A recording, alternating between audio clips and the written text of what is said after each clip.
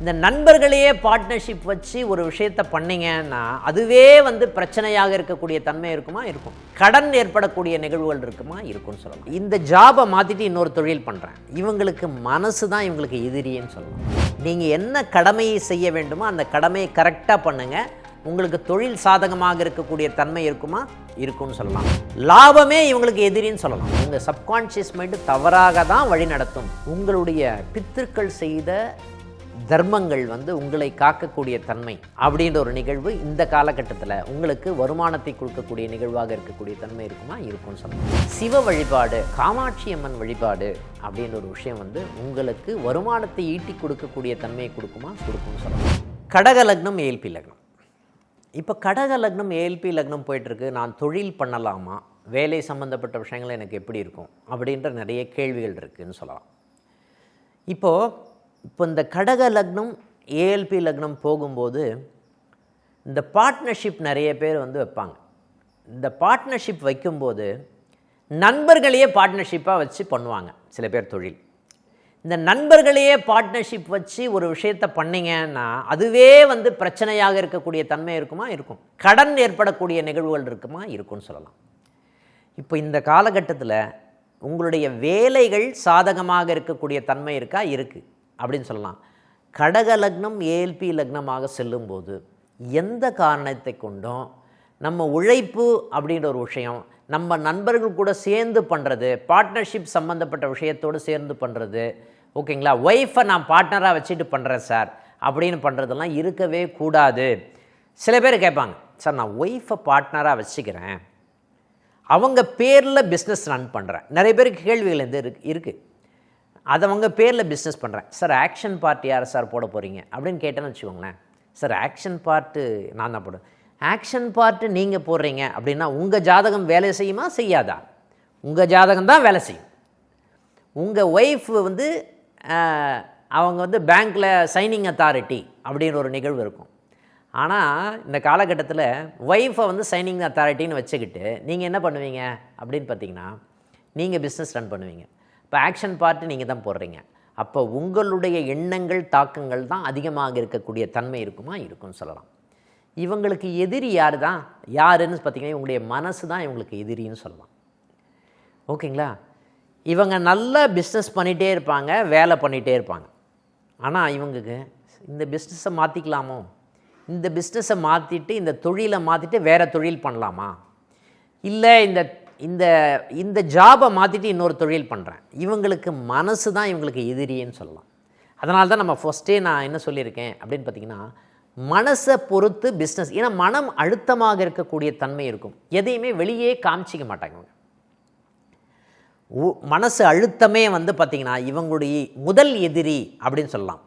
பேச்செல்லாம் கம்பீரமாக இருக்குங்க, இவங்க பேசுகிறதெல்லாம் சூப்பராக இருக்கும். நீங்கள் என்ன பண்ணணுமோ அதை மட்டும் பண்ணுங்க, ஓகேங்களா? அந்த ஆசை சம்பந்தப்பட்ட விஷயத்தை நீங்கள் தொழிலோடு சேர்த்துக்காதீங்க. நான் இப்படி தான் பண்ணணும், அப்படி தான். நீங்கள் என்ன கடமையை செய்ய வேண்டுமோ அந்த கடமையை கரெக்டாக பண்ணுங்கள். உங்களுக்கு தொழில் சாதகமாக இருக்கக்கூடிய தன்மை இருக்குமா? இருக்கும்னு சொல்லலாம். கடன் மட்டும் அதிகமாக வாங்காதீங்க. காரணம் என்னென்னா, நான் நிறைய எனக்கு லாபம் வேணும் அப்படின்னு நான் கடன் அதிகமாக வாங்கினேன்னு வச்சுக்கோங்களேன், அதுவே பிரச்சனை இருக்கக்கூடிய தன்மை இருக்குமா? இருக்கும்னு சொல்லலாம். ஓகேங்களா? கடனே பிரச்சனையை கொடுக்கக்கூடிய நிகழ்வுகள் இருக்குமா? இருக்கும். காரணம் என்னென்னா, இவங்களுக்கு லாபம் ஜாஸ்தியாக வேணும். லாபமே இவங்களுக்கு எதிரின்னு சொல்லலாம். ஓகேங்களா? லாபமே இவங்களுக்கு எதிரி. லாபம் எப்படி சார் எதிரி ஆகும்? இவங்க எல்லா லாபமும் கடனுக்கு போகக்கூடிய தன்மை இருக்கா? இருக்குது. அதனால் இந்த காலகட்டத்தில் பார்த்திங்கன்னா லாபம் அதிகமாக வேண்டும் அப்படின்னு நிறைய பேர் நினைக்கவே கூடாதுன்னு சொல்லலாம். முக்கியமாக கடன் வாங்கி நான் இன்வெஸ்ட் பண்ணணும்னு நினைக்காதீங்க. அது இந்த நீங்கள் கடலில் இறைக்கிற மாதிரின்னு வச்சுக்கோங்க. ஓகேங்களா? கடன் வாங்கி இன்வெஸ்ட் பண்ணக்கூடாது அப்படின்ற ஒரு விஷயம் இங்கே ஏஎல்பி லக்னம் போகும்போது இருக்குமா? இருக்கும்னு சொல்லலாம். முக்கியமாக இந்த காலகட்டம் பார்த்திங்கன்னா இந்த சப்கான்ஷியஸ்னு சொல்லப்படுகின்ற விஷயம், முக்கியமாக இந்த ஆயில்ய நட்சத்திரம் 2ஆம் பாதம் முடிஞ்ச உடனே 3ஆம் பாதம் 4ஆம் பாதம் வரும்போது 2, 3, 4 இந்த இடத்துல வரும்போது பார்த்திங்கன்னா தவறாக சப்கான்ஷியஸ் மைண்டு உங்களை வழி நடத்தும்னு சொல்லலாம். நான் போயிட்டே இருக்கேன், ஓகேங்களா? கூகுள் மேப்பு சொல்லுது அப்படின்னு சொல்லிவிட்டு நான் ரைட்டில் போகணும் லெஃப்ட்டில் போனோன்னு வச்சுக்கோங்களேன், அங்கே டெட் எண்டு போய் நிற்கும். ஓகேங்களா? இந்த மாதிரி நிகழ்வுகள் இருக்கக்கூடிய தன்மை இருக்குமா? இருக்கும்னு சொல்லலாம். அதனால் உங்களுக்கு யார் வழி சொல்கிறாங்களோ 1க்கு 2 முறை செக் பண்ணுங்கள். ஓகேங்களா? உங்கள் சப்கான்ஷியஸ் மைண்டு தவறாக தான் வழி நடத்தும் அப்படின்ற நிகழ்வு இந்த ஏஎல்பி லக்னம் போகும்போது இருக்குமா? இருக்கும்னு சொல்லலாம். இந்த காலகட்டத்தில் வந்து பார்த்திங்கன்னா உங்களுடைய பித்திருக்கள் செய்த தர்மங்கள் வந்து உங்களை காக்கக்கூடிய தன்மை அப்படின்ற ஒரு நிகழ்வு இந்த காலகட்டத்தில் உங்களுக்கு வருமானத்தை கொடுக்கக்கூடிய நிகழ்வாக இருக்கக்கூடிய தன்மை இருக்குமா? இருக்கும்னு சொல்லலாம். ஓகேங்களா? அதனால் நம்ம வணங்க வேண்டிய தெய்வம் எது அப்படின்னு பார்த்திங்கன்னா ஆண்டாள் வழிபாடு பண்ணுங்கள். ஆவுடையார் கோயில், ஆவுடையாரப்பன்னு சொல்லுவாங்க இல்லையா, ஆவுடையார் கோயில் வழிபாடு அப்படின்ற ஒரு விஷயம் இருக்குமா? இருக்கும். இந்த வழிபாடு பண்ணுங்கள். சிவ வழிபாடு அப்படின்ற ஒரு விஷயம் இந்த காலகட்டத்தில் சாதகமாக இருக்கக்கூடிய தன்மை இருக்குமா? இருக்கும்னு சொல்லலாம். முக்கியமாக காமாட்சி அம்மன் வழிபாடு அப்படின்ற ஒரு விஷயம் வந்து உங்களுக்கு வருமானத்தை ஈட்டி கொடுக்கக்கூடிய தன்மையை கொடுக்குமா? கொடுக்கும்னு சொல்லலாம். இதை பண்ணுங்கள்.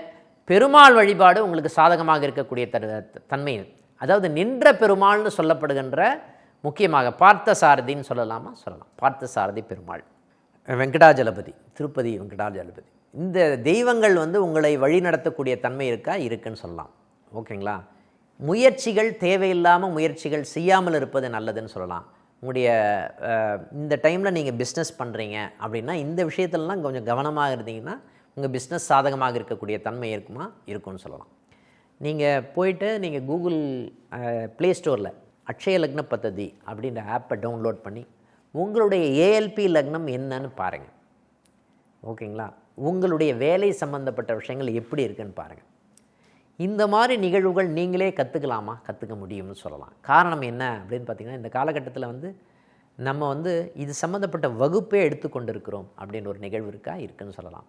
அப்போது இதை நீங்கள் வழி நடத்தினா எந்த இடத்துல ஸ்பீட் பிரேக்கர் இருக்குது, எந்த இடத்துல கரடு முரடான ரோடு இருக்குது சார், எந்த ரோடு வந்து வளைவு நெளிவு அதிகமாக இருக்கக்கூடிய எந்த இடம் சார், நம்ம ரோடு வந்து சூப்பராக இருக்குது சார், இது வந்து நேஷ்னல் ஹைவே சார், இது சூப்பராக போகலாம் சார்.